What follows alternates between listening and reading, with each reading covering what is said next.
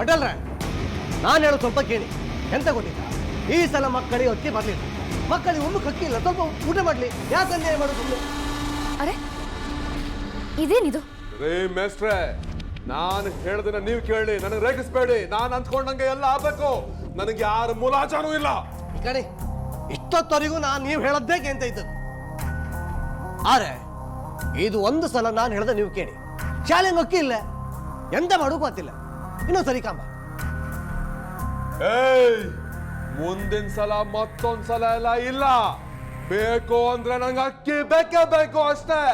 ಬೇಕಿದ್ರೆ ಮಕ್ಕಳು ಹೊಸ್ಕೊಂಡ್ ಸಾಯ್ಲೆ. ಅಲ್ಲ ಪಟೇಲ್ರೆ, ಇಷ್ಟೆಲ್ಲ ಹಠ ಯಾಕೆ ನಿಮಗೆ? ಏನಾ ನೀನು ಆ ಶ್ರದ್ಧಾ ಟೀಚರ್ ಮೇಡಮ್ ಜೊತೆ ಸೇರ್ಕೊಂಡು ಅವಳ ತರ ಮಾತಾಡ್ತೀಯ? ಏನೋ ಹೆಡ್ ಮೇಸ್ಟ್ರು ಅಂತ ಗೌರವ ಕೊಟ್ರೆ ನನಗೆ ಎದುರು ಕೊಡ್ತೀಯ?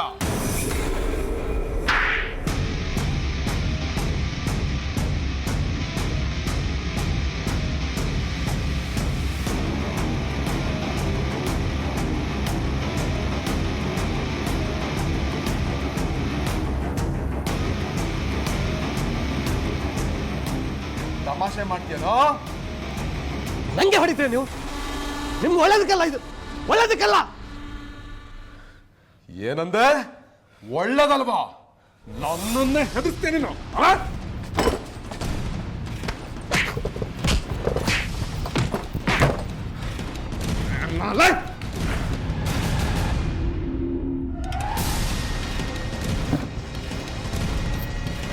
ಏಯ್, ನೀನು ದೊಡ್ಡ ಮನುಷ್ಯ ಆದ್ರೆ ಅದು ನಿನ್ನ ಹತ್ರ ಇಟ್ಕೋ.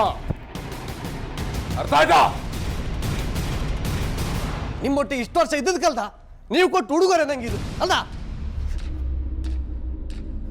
ನನ್ ಜೊತೆಗಿದ ಮೇಲೆ ನಾನು ಹೇಳ್ದಂಗೆ ಕೇಳ್ಬೇಕು, ಇಲ್ದೋದ್ರೆ ಇದೇ ಗತಿ.